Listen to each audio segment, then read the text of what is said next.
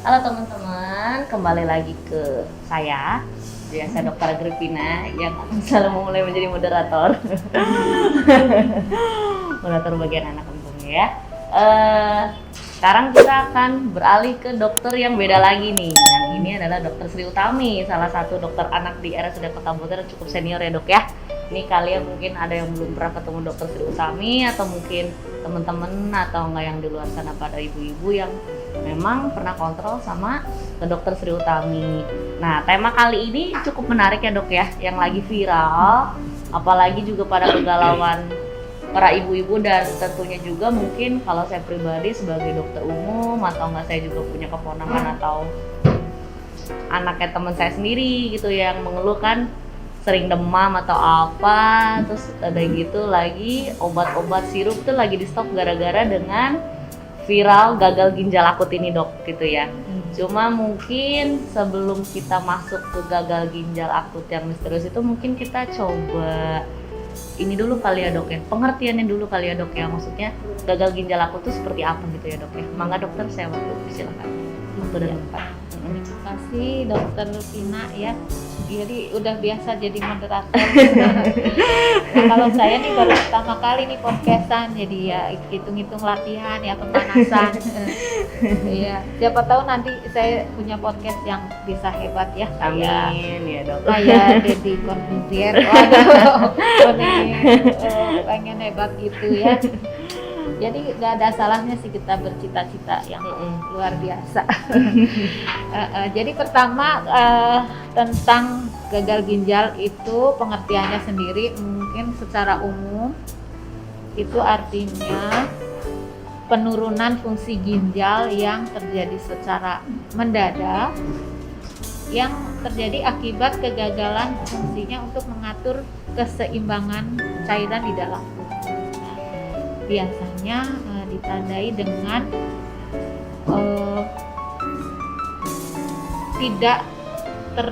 tidak menghasilkan urin dalam jumlah yang cukup ya, jadi mulai berkurangnya produksi urin sampai tidak memproduksi sama sekali. Itu ya kalau gejala yang paling mudah dideteksi. Kadang-kadang juga disertai dengan gejala yang lain, misalnya mual, muntah, atau gejala-gejala yang lain sebagai pendahuluannya.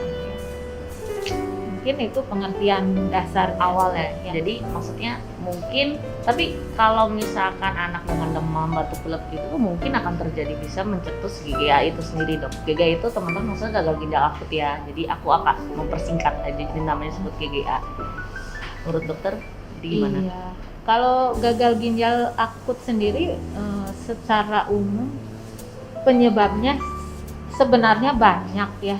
Kalau secara umum nih, ada yang disebabkan oleh penyebab bukan di ginjalnya tapi di arus aliran darah sebelum ginjal, namanya kalau secara kedokterannya dibilang penyebab prerenal. Kemudian ada penyebab di dalam ginjalnya sendiri yang disebut penyebab renal, dan ada penyebab postrenal ya. Postrenal itu mungkin ada sumbatan setelah aliran urin dari ginjal karena adanya batu atau ada sumbatan-sumbatan yang lain ya. Bisa batu, bisa kalau laki-laki mungkin ada prostat yang membesar, kemudian bisa juga ada tumor ya yang menyumbat aliran urin ya, sehingga bisa menimbulkan gagal ginjal. Itu secara umum ya. Nah, kalau gagal ginjal yang sekarang sedang ramainya itu sebenarnya itu boleh dikatakan gagal ginjal, istilahnya gagal ginjal progresif atipik ya. Artinya kenapa? Jadi penyebabnya itu ternyata bukan dari ketiganya, bukan penyebab prerenal, bukan penyebab renal, juga bukan karena postrenal. Artinya ada penyebab lain yang menjadi pemicu terjadinya gagal ginjal, sehingga disebut gagal ginjal akut progresif atipik gitu. Jadi atipik itu artinya tidak khas, tidak bisa setelah diulik penyebabnya ternyata nggak ketemu dari ketiga-tiganya gitu. Kan berarti kan yang dikabarin itu yang Pina pernah tahu juga kan karena masalah etilen itu kan dok. Apakah memang terbukti benar itu tuh karena dari itu etilen dan DG itu atau gimana dok? Iya. Pada awalnya memang saat kasusnya meledak tuh sekitar bulan Oktober ya. Oktober awal itu udah mulai kasus tuh meningkat pesat. Itu awalnya sama, kita itu masih berpikir ini penyebabnya apa ya, sehingga sempat dianggap sebagai gejala setelah COVID ya. Jadi setelah penyakit COVID-nya sembuh, timbul ada penyakit yang namanya MISC, multisystem inflammatory. Children. Apa sih? Children first COVID. Jadi pada anak ya. Awalnya dianggap itu ya, karena memang belum ada data yang bisa menjelaskan waktu itu, sehingga sempat saya lihat di surat-surat edaran dari Kemenkes itu juga masih ada tata laksana awalnya itu adalah menganggap sebagai bagian dari gejala post-COVID. Nah, setelah ada laporan dari Gambia tentang keracunan etilen glikol itu, akhirnya barulah para ahli berpikir bahwa mungkin saja penyebab gagal ginjal itu adalah dari etilen glikol tadi gitu. Nah, awalnya itu di Gambia juga sama, mereka menganggap bahwa paracetamol yang obat yang boleh dibilang udah sangat merakyat sehingga orang bisa membeli bebas juga ya dok. Itu sebagai penyebab. Namun setelah diteliti lebih lanjut ternyata memang betul ada komponen pelarut di dalam paracetamol itu yang mengandung etilen glikol atau polyethylene glikol yang bersifat toksik untuk ginjal gitu. Itu memang setelah melalui berbagai penelitian memang bisa disimpulkan bahwa ada hubungannya kejadian gagal ginjal akut progresif atipik ini dengan senyawa tadi etilen glikol atau polyethylene glikol. Tapi baru ketahuannya tuh pas sekarang ya dok, maksudnya edar udah lama ya dok ya, dari zaman jebot kapan gitu. Iya, tapi tuh bener-bener baru ketahuannya dan baru di stopnya tuh kebetulan tuh tahun ini gitu loh dok. Gitu. Karena emang kebetulan aja di Gambia itu ketahuan dan dia ada toksisitas etilen itu, makanya kita juga ikutan itu atau gimana dok? Ya kenapa memang kejadiannya baru saat ini. Bahkan pada awal kejadian naiknya kasus GGA ini, gagal ginjal akut ini, BP POM masih mengatakan bahwa kami ini tidak pernah memberi izin obat-obatan yang mengandung etilen glikol lebih dari 0,1%. Itu jawaban pertama gitu, BP POM begitu yakin gitu ya. Tapi kemudian ada tambahan komentar seperti bahwa tapi kami tidak menjamin, mungkin saja ada cemaran gitu, jadi mengandung cemaran etilen glikol seperti itu. Mungkin setelah itulah dari BP POM mulai bergerak cepat untuk mendeteksi adakah etilen glikol atau polyethylene glikol dalam senyawa yang digunakan sebagai pelarut dalam obat-obatan yang tersedia di negara kita ya. Dan ternyata setelah diteliti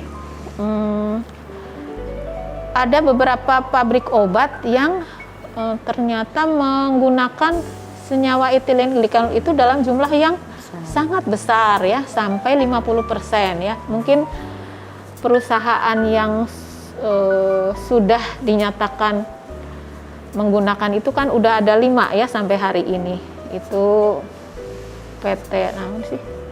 Ya Rindo, kemudian Afi Farma, gitu kayak gitu-gitu ya, banyak ya. Jadi nanti bisa dibaca lah di itu ya. Artinya memang, dan itu kenapa bisa sampai seperti itu menurut penjelasan dari BP POM bahwa mereka itu secara ilegal mengganti bahan baku tanpa izin gitu.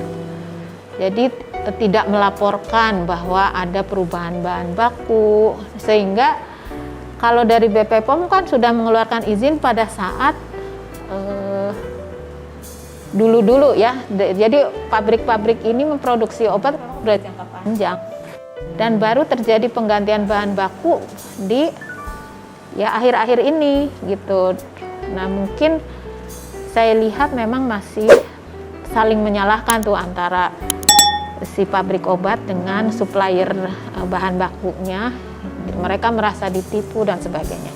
Nah, yang bagaimanapun juga yang seperti itu kita tidak paham kan sebenarnya bagaimana sih proses pembuatan obat, bagaimana distribusi untuk impor bahan baku itu prosesnya seperti apa, kita nggak tahu. Tapi akhirnya kita sebagai masyarakat yang menjadi korban dari kelalaian mereka, atau kalau memang sengaja juga kejahatan ya, boleh dikatakan kalau sampai terbukti bahwa mereka sengaja memalsukan, kemudian menggunakan bahan yang berbahaya seperti itu untuk dikonsumsi, itu memang suatu kejahatan yang luar biasa kalau menurut saya. Tapi untunglah waktu kasus itu meledak di awal-awal Oktober itu langsung keluar SK dari Kemenkes untuk menghentikan semua obat bentuk sirup apapun jenisnya ya, bukan hanya paracetamol gitu.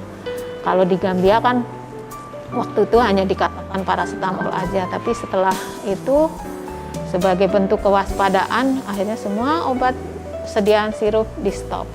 Dan alhamdulillah setelah di stop memang kasusnya menurun drastis. Cuma yang jadi masalah tuh ini dok, ada beberapa obat yang memang dia tuh tidak punya kita jadikan puyer gitu loh dok. Nah itu kasusnya gimana dok?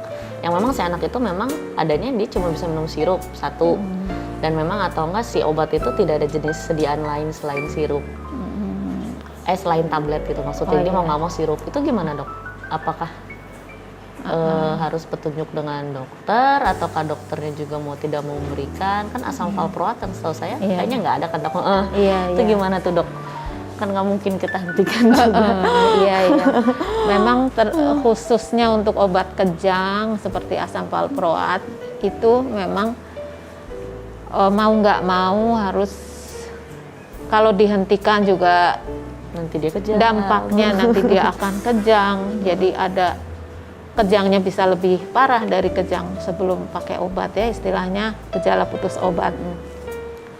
Jadi pada kasus yang seperti ini kita ya mau nggak mau harus menggunakan. Artinya pada saat meresepkan obat, dokter itu harus memikirkan antara risiko dan manfaat ya. Lebih besar manfaat daripada risiko gitu ya, yang selalu kita pertimbangkan saat meresepkan obat kan itu ya, bahwa sebisa mungkin manfaatnya lebih besar daripada risikonya. Nah pada kasus asam valproat ini memang dari PPIDAI juga udah menetapkan bahwa itu aman digunakan asal dalam pengawasan dokter gitu ya. Dan sampai hari ini memang obat ini alhamdulillah sih tidak menimbulkan efek samping seperti gagal ginjal akut itu ya. Walaupun dia kan rata-rata udah menggunakan berbulan-bulan, bertahun-tahun dan tidak terkena gagal ginjal akut. Artinya memang tidak ada. Karena kalau saya lihat efek toksisitas dari etilen glikol itu kan akut. Saya lihat ya kalau dari gejalanya. Dalam sekian jam akan bergejala begini gitu. Jadi insya Allah sih sejauh ini tidak ada kejadian gagal ginjal akut yang disebabkan karena minum asam valproat. Menurut dokter kira-kira tips untuk para ibu untuk minum obat puyer kepada anak, karena kan susah ya dok, pahit lah rasanya. Ya. Atau enggak yang biasanya dia minum sirup sekarang harus minum tablet gitu dok. Iya. Dengan tipikal saya yang juga susah minum tablet. Jadi ibu-ibu ya, kalau memang ya beberapa hari ini tuh banyak ibu-ibu yang khawatir kan dok, ngasih obatnya. Karena saya juga pas jaga, dok nggak bisa sirup aja. Aduh punten kita kan lagi ini gitu. Iya. Jadi itu gimana dok? Nah, kalau saran saran saya sih sebenarnya obat puyer itu memang ada beberapa jenis obat yang pahit banget ya. Misalkan prednison, metilprednisolon itu pahit banget. Metronidazol juga. Saya sejauh ini sih tidak merekomendasikan untuk diminum karena pengalaman itu kalau ngasih obat puyer jenis itu yang ada bukannya sembuh, pasiennya malahan muntah. Ya. Jadi dehidrasi. Iya, jadi muntah karena dehidrasi karena terlalu pahit ya. Jadi sementara ini untuk obat-obat yang terlalu pahit ya nggak diresepin dulu.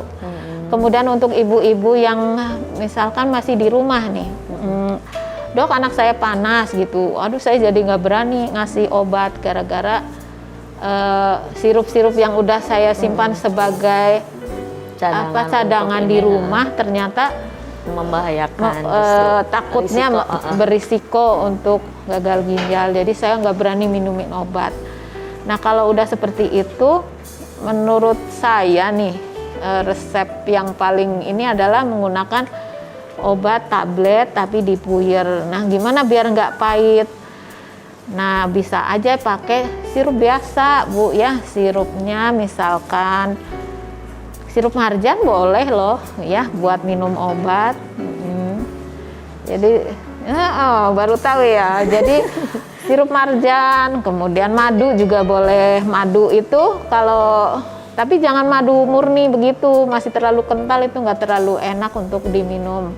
Kalau menurut saya untuk anak-anak juga nggak terlalu nyaman. Jadi biasanya madu itu diencerkan dulu dengan air biasa, air hangat lah biar lebih cair, rasanya juga jadi tidak terlalu manis. Itu bisa digunakan sebagai pemanis alaminya.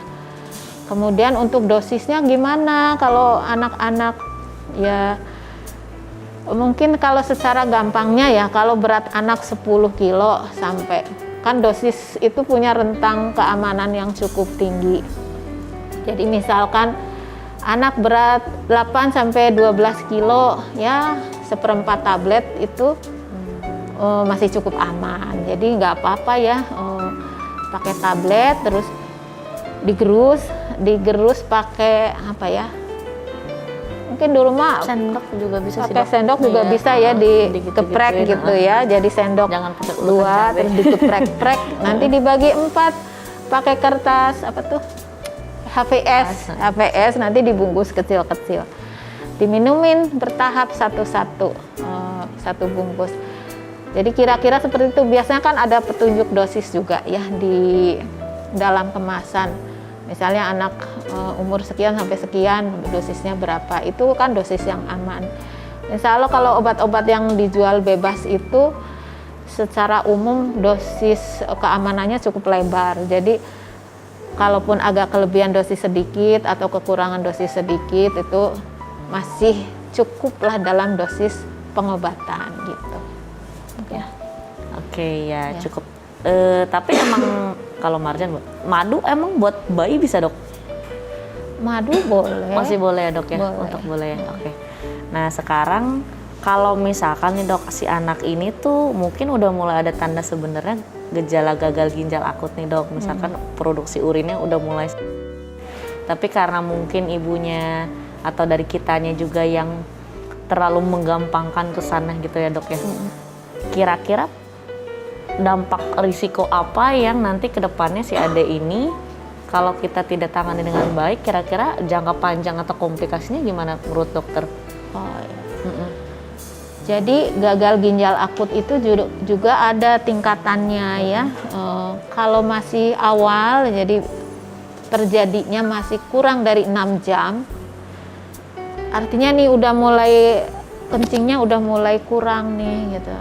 Nah orang ini kita cukup waspada nih ngawasin anak kita. Oh ini udah mulai kurang nih dari jam sekian sampai sekian kok belum pipis. Terus habis itu ada gejala yang lain misalnya mual, muntah atau makannya jadi males. Kemudian ada gejala yang penyerta yang lain. Kalau masih kurang dari 6 jam itu biasanya akan sembuh sempurna ya, biasanya dengan pengobatan yang benar ya. Misalkan pada kasus yang gagal ginjal ini kan masalahnya kan ada kristal yang ada batu lah istilahnya. Jadi etilen glikol tadi akan menyebabkan di metabolisme dalam tubuh akhirnya membentuk kristal kalsium oksalat ya.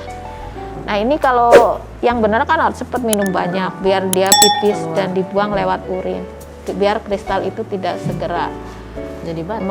Menimbulkan jadi batu dan menyumbat aliran urin tadi ya. Nah kalau temukan secara dini ya sembuh. Apalagi kalau sekarang sudah ditemukan antidotumnya ya, kalau bisa diperiksa kadar etilen glikol dalam darah dan ketahuan jumlahnya memang tinggi, kemudian dikasih antidotum penawar racunnya ya. Itu insya Allah bisa sempurna ya. Setelah ketahuan bahwa ini karena gagal ginjal akutnya karena etilen glikol tadi, itu antidotumnya ada, jadi prognosisnya atau harapan kesembuhannya itu sangat tinggi. Kalau sebelum ketahuan memang angka kematiannya juga tinggi, hampir lebih dari 50%. Lebih dari 50%. Jadi ya berarti ya buat saya juga kalau misalkan lagi bekerja juga, berarti sekarang kita akan tanya lagi untuk lebih dalam kali ya dok. Pipis terakhir gimana? Oh iya. Cukup banyak atau nggak? Mungkin juga dari untuk ibu-ibu juga mungkin dia akan lebih mengevaluasi untuk kadar urin dan pipis si anak itu sendiri mungkin ya dok, untuk jaga-jaga, untuk lebih aware kali ya dok, setiap sakit apapun kali ya dok ya, atau setiap sakit apapun ya. Nah berarti kan kalau kayak gitu diagnosis awal pastinya memang berarti kita lihat dari produksi urin kalau kayak gitu dok, atau gimana dok? Iya, dari ya untuk yang paling gampangnya memang dilihat dari produksi urin sama perubahan warna urin ya. Perubahan warna urin. Kemudian selain itu ada gejala prodromal dalam 2 minggu sebelumnya ya, misalkan tadi yang panas, batuk pilek, mual muntah atau BAB cair gitu ya. Nah, setelah itu biasanya kan mengobati sendiri biasanya ya. Ada riwayat pemakaian obat-obatan. Kalau yang selama ini kan sudah dari sekian banyak kasus yang gagal ginjal akut, diteliti obat yang diminum pada anak-anak itu adalah ini ada sekian ratus jenis ya. Pun tidak semuanya berkaitan langsung, tapi waktu itu tetap aja dianggap bahwa obat itu bisa jadi penyebab, sehingga obat itu juga sempat tidak boleh digunakan ya. Jadi pertama yang harus selain produksi gejala prodromal sama riwayat minum obat-obatan sebelumnya. Jadi kalau misalkan pasien yang nggak minum obat, berarti dia nggak termasuk bagian golongan GGA yang atipik itu dong dok. Kalau dia sebelumnya nggak minum obat, mungkin gagal ginjal akut yang penyebabnya mungkin salah satu yang mungkin prerenal, renal atau postrenal itu kali ya dok ya. Iya. Oke. Nah kan kata dokter kalau pada GGA yang kurang dari 6 jam karena obat itu 6 jam insya Allah bisa sembuh sempurna. Tapi kalau telat itu berarti angka kematiannya lebih tinggi. Iya. Kalau yang telat, ya kalau yang telat bisa ke kronis atau jadinya gimana dok? Maksudnya beratnya tuh kayak apa dok? Maksudnya telatnya itu? Kalau gagal ginjal akut yang progresif atipik ini, kalau terlambat sih angka kematiannya kayaknya tinggi ya. Karena kalau nggak ketahuan antidotumnya tadi ya, misalnya diagnosanya ketahuan pada saat dia udah fase loss ya nanti bisa end stage ya, harus pada saat udah failure, artinya kan jadi gagal ginjal itu kan ada fase awalnya yang baru 6 jam, itu fase risiko, jadi risiko mau rusak ginjalnya, artinya masih bisa balik lagi jadi normal. Ada fase yang kedua itu pada saat yang udah makin berat, kalau udah 12 jam baru ketahuan. Itu udah fase injury, artinya udah rusak. Rusak dan mungkin akan berisiko jadi rusak beneran gitu ya. Nah, yang kalau udah failure ya udah gagal ginjal beneran itu ya. Jadi fase-fase yang kalau fase risiko dan fase injury ini masih kemungkinan akan sembuh sempurna. Tapi kalau yang ini failure ini udah harus dilakukan terapi tadi, dialisis, apa istilahnya renal replacement terapi. Jadi terapi pengganti ginjal. Nah, terapi pengganti ginjal itu bisa dengan dialisa, bisa dengan apa tuh? Dialisis peritoneal. Ya, kita juga punya kok di sini. Apa dok? Yang di transfusi apa sih? Lupa saya. FFP apa? Transfusi tukar. Itu mah bukan kan buat pada Lupa bayi. saya. Iya. Paling cuci darah sama transplantasi ginjal dok, iya. saya tahu. Iya, ada satu lagi plasma faresis ya kalau nggak salah. Oh iya bisa. Itu bisa ya. Ada juga yang bisa seperti itu. Kalau udah failure, nah kalau failure tapi tadi di replacement dan dia responnya bagus, bisa dia kembali sembuh ya. Tapi kalau ternyata tidak tertolong dengan RRT tadi, ya ada kemungkinan dia jadi bergantung terus. Jadi namanya end stage, jadi udah rusak beneran nih ginjalnya, jadi ya perlu ginjal pengganti. Nah, pengganti itu bisa dialisis, bisa transplantasi tadi gitu. Oke. Sekilas sih untuk topiknya sih paling sedalamnya ini aja. Cuma kira-kira ada nggak teman-teman yang penasaran mau tanya mengenai gagal ginjal akut yang lagi viral ini gitu? Maksudnya penasaran kan gitu, maksudnya seorang ayah, seorang ibu atau seorang tante, om gitu kan untuk ngurusin keponakannya atau cucunya, anaknya gitu, ada nggak yang kepo yang kira-kira mau tanya lebih lanjut? Kebetulan Dokter Sri ya bisa membantu untuk menjawab kebingungan kalian gitu teman-teman gitu. Gimana? Ada yang mau nanya? Ada ya? Ada di layar atau?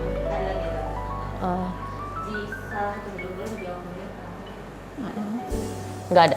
Adanya muka aku dan muka Dokter Sri.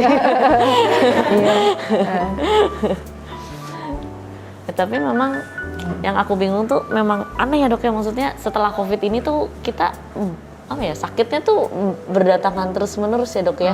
Abis COVID beres terus nanti ada lagi kayak nggak beres, terus makanya selalu yang awal-awal tuh selalu kayak ini bobo COVID nggak ya, pas hepatitis akut kan juga gitu kan dok. Iya. Bobo COVID nggak ya kayak gitu. Jadi penasaran, ternyata digali ada yang lain gitu loh dok. Iya. Hal lain yang tidak terpikirkan. Iya. Termasuk yang gagal ginjal yang ini kan ya dok. Pertanyaannya bagaimana mencegah gagal ginjal akut dok? Oh iya. Ini secara umum atau secara apa nih maunya? Secara umum ya? Ya kalau secara umumnya berarti dok? Oh iya. Ya berarti antara 3 itu dok. Iya. Jadi kalau gagal ginjal akut secara umum kan tadi udah dijelaskan ya, ada penyebab prerenal, ada penyebab renal dan postrenal. Kalau yang prerenal itu biasanya kan dehidrasi ya, dehidrasi itu kurang cairan. Jadi biar nggak gagal ginjal ya jangan sampai dehidrasi berat. Kalau begitu, yang paling sering kan di kita mah diare ya. Kalau diare udah muntah-muntah, udah bisa masuk asupan, nggak masuk makanan, kemudian habis itu masuk makanan juga misalnya keluar lewat bawah nggak ketahan, sering sekali. Itu sih mending observasi, mending dirawat deh gitu ya di rumah sakit. Pastikan bisa minum cukup. Untuk orang sehat juga kan bisa aja gagal ginjal ya. Misalnya kita, Dokter Tina juga bisa gagal ginjal kalau misalkan jarang kerja minum. Seharian di tempat ber-AC dingin sekali, jadi nggak pernah haus. Padahal kan tubuh kita perlu minum dalam jumlah yang cukup, minimal 2 liter per hari ya. Jadi pastikan kita cukup minum ya. Kemudian kalau sakit berat misalkan, kan yang paling sering juga sepsis ya. Sakit jantung yang udah dekom grade 4 itu juga bisa akhirnya sirkulasi ke ginjal nggak bagus ya, jadi gagal ginjal juga ya. Jadi biar nggak sakit ya obati penyakit awalnya sesegera mungkin, jangan menunggu sudah parah gitu ya. Termasuk yang tadi diare, kalau udah dehidrasi berat, asidosis metabolik, udah shock, itu udah pasti ginjalnya akan kena ya. Itu ya. Kalau untuk penyakit setelah ginjalnya juga sama. Ada yang bisa dicegah, ada yang nggak bisa dicegah. Kayak misalnya kelainan bawaan pada ginjal itu sih nggak bisa diapa-apain ya.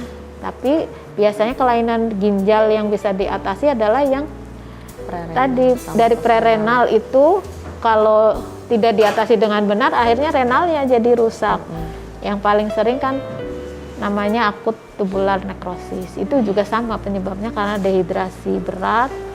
Dehidrasinya oleh berbagai sebab tadi, bisa dari jantungnya, bisa dari memang asupan cairannya kurang, bisa karena sepsis, infeksi yang berat yang tidak diobati ya. Kemudian kalau sebab yang postrenal ya, kalau ada batunya diangkat ya, dioperasi. Kemudian kalau ada hipertrofi prostat atau tumor di daerah situ yang menyebabkan sumbatan ya, obati semua penyakit yang menyebabkan sumbatan di bagian postrenalnya. Mungkin seperti itu ya. Ya, pertanyaan keduanya ini, apakah gagal ginjal bisa sembuh total? Mungkin kalau yang akut bisa kali yang dok ya. Atau bila ditangani dari awalnya segera mungkin ya dok ya.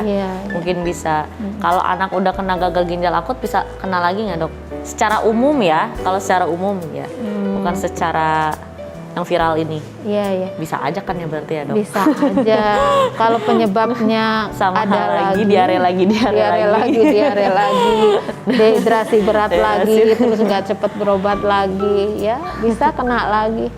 Tapi biasanya sih kalau udah pernah kena dan sembuh, biasanya sih dia akan lebih aware untuk serangan berikutnya. Harusnya sih tidak akan kena lagi harusnya ya. Kalau udah bisa selamat itu kan artinya diberikan kesempatan kedua. Masa masih gagal lagi gitu ya. Kadang kan juga biasanya sih kalau anak pertama dari ibu baru pertama kali kan, pas awal-awal saya nggak tahu apa-apa dok, gini. Tapi pas yang udah kedua, anak saya pernah dok yang ini, jadi saya merasa takut kayak kemarin lagi. Kadang suka kayak gitu ya. Kadang suka kayak gitu kan dok, biasanya kalau yang ibu-ibu yang baru-baru awal masih nggak tahu, pas setelah menjalani pengalaman langsung buru-buru dibawa ke rumah sakit. Iya kan ya dok ya. Baru main thread 1 hari udah panik duluan.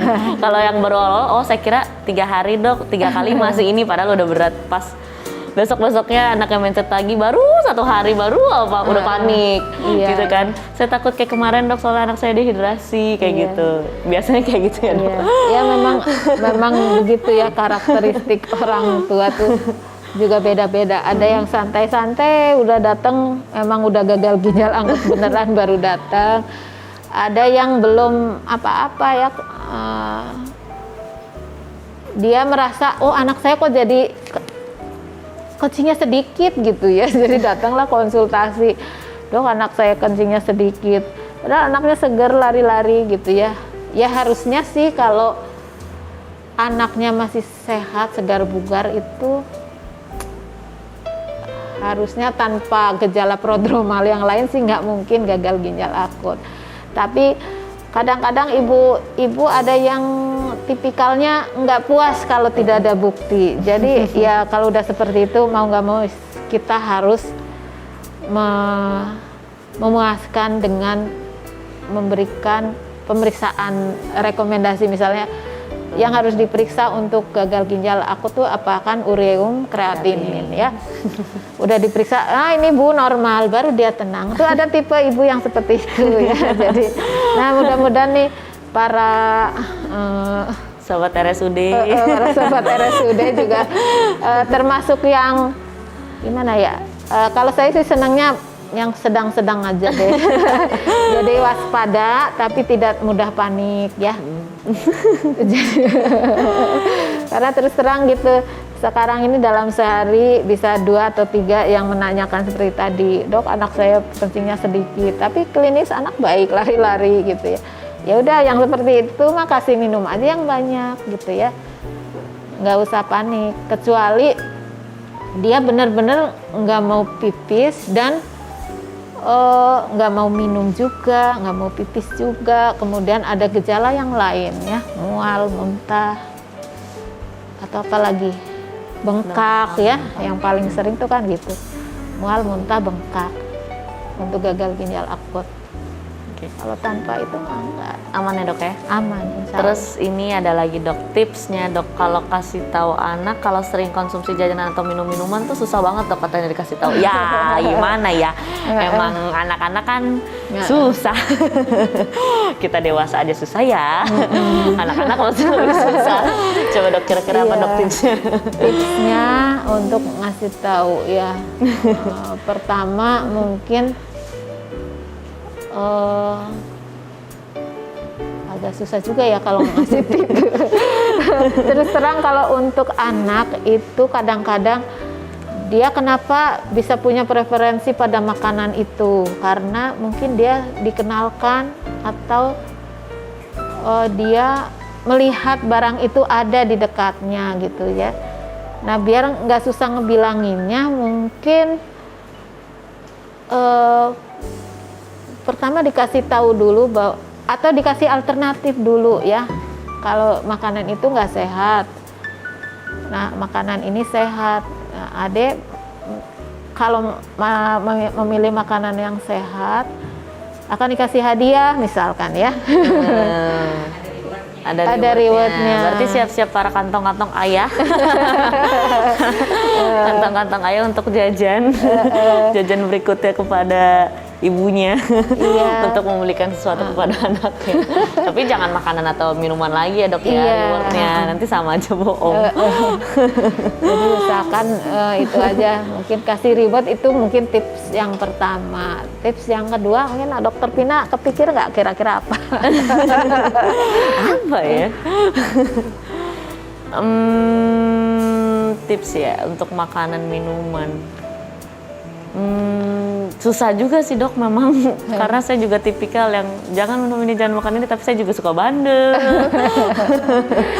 Jadi ya paling gampang memang reward sih dok, kayak hadiah ya. Sih. Sama singkirkan makanan yang jauhin itu ya, supaya dia nggak penasaran kali ya dok ya. Jadi kan, ada makan ketahuan, gitu. Makan minum disimpan sih supaya nggak ketahuan. Disimpan, jangan atau tidak dibelikan gitu ya. Dan belikan, jangan dikasih tahu, karena anak tuh kalau dia udah ngerasain enak nih, doyan gitu ya, bakal terus-terusan biasanya dok ya.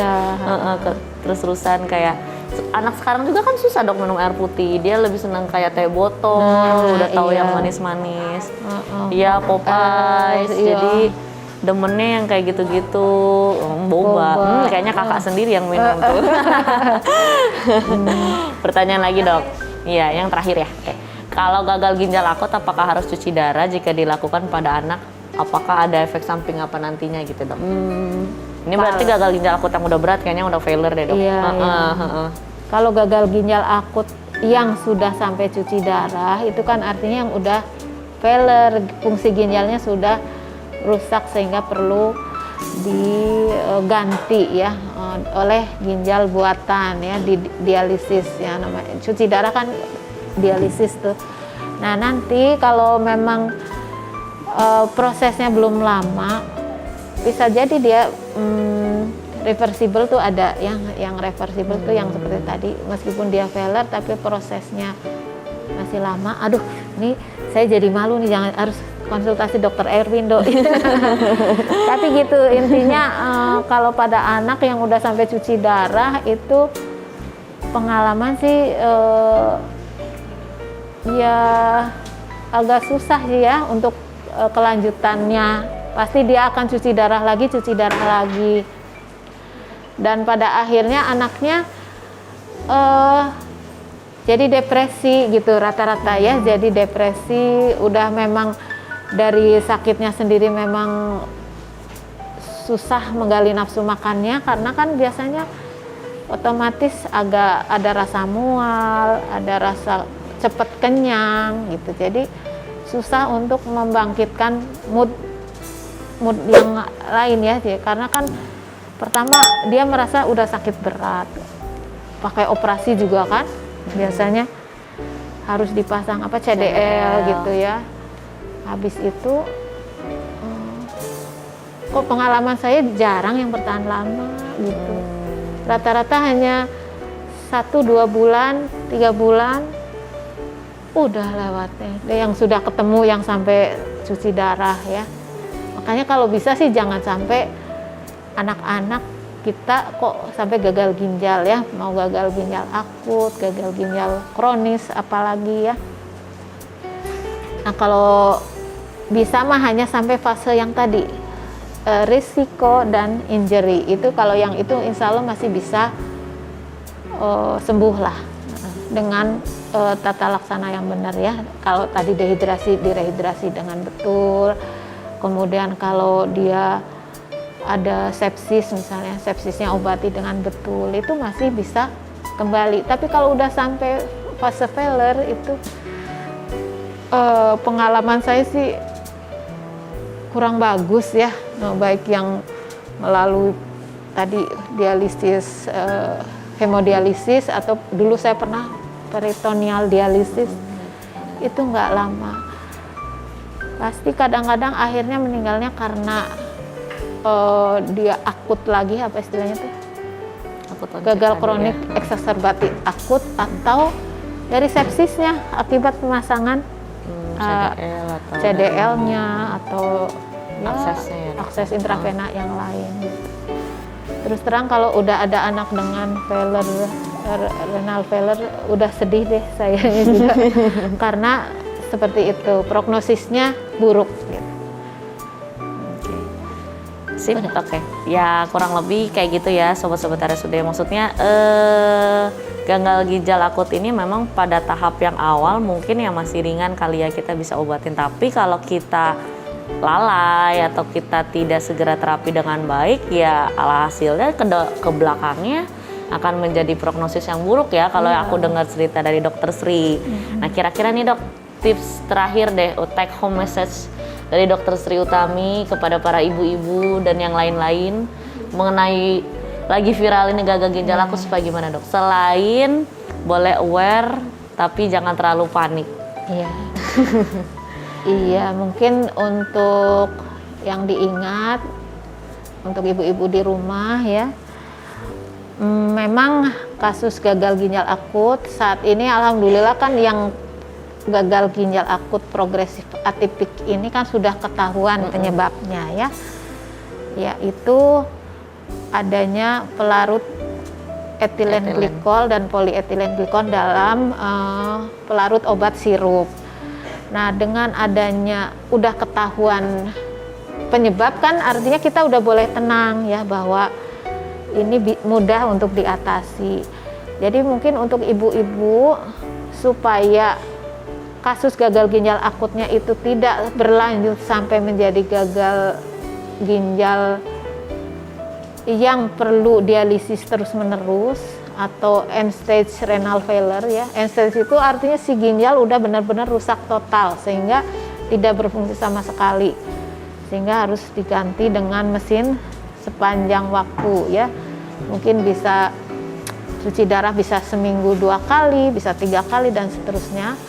Supaya tidak seperti itu ya tadi untuk minum obat pastikan yang obatnya aman, sudah direkomendasikan oleh dokter atau sudah ada surat edaran dari kementerian atau dari BP POM bahwa obat itu aman.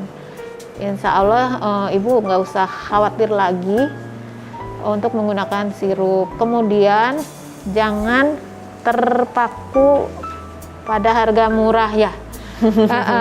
Karena obat-obat sirup yang pakai polietilen glikol saya lihat tuh bukan merek yang dikenal, saya lihat ya. Oh. Saya nggak tahu tuh obat itu ada beredarnya di mana, karena pas saya dengar kok nggak ada ya, saya mungkin ada di tempat lain yang bukan di daerah sini. Makanya alhamdulillah di Bogor sih aman, karena saya lihat obat itu tidak beredar di kota Bogor. Kemudian yang kedua, lebih waspada tadi kepada gejala-gejala yang mengindikasikan gejala gagal ginjal seperti tadi.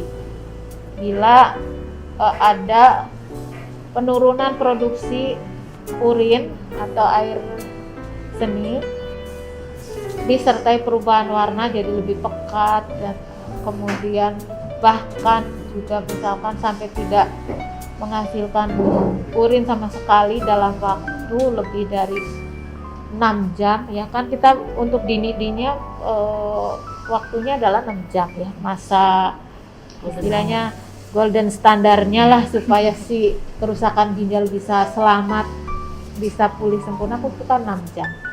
Jadi kalau anak atau kita sendiri tidak kencing dalam 6 jam itu udah harus waspada ya.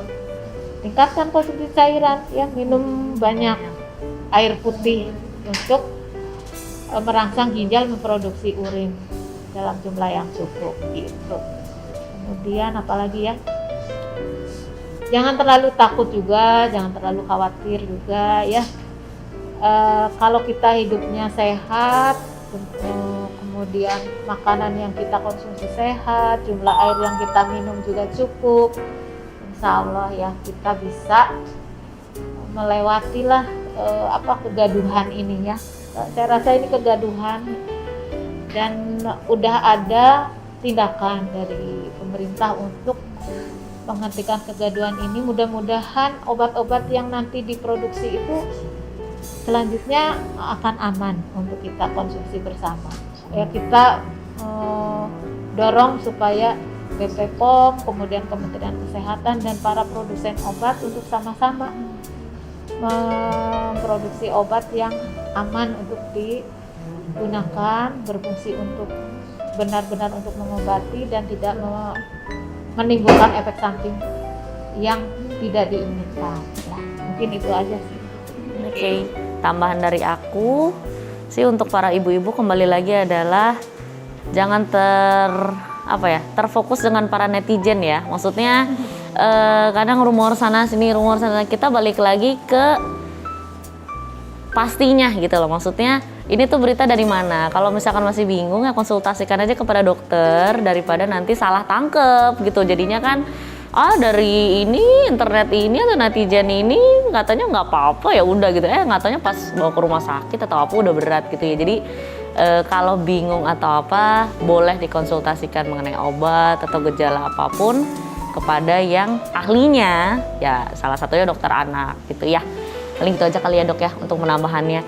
Oke deh para sobat, cukup lama kita dok, hampir kurang lebih 1 jam ya ngobrolnya, nggak kerasa. Ya para sobat RSUD ya, topiknya sekarang lagi itu yang gagal ginjal akut, cuma memang kita terfokuskan ke viralnya ya, yang atipik itu, yang misterius itu.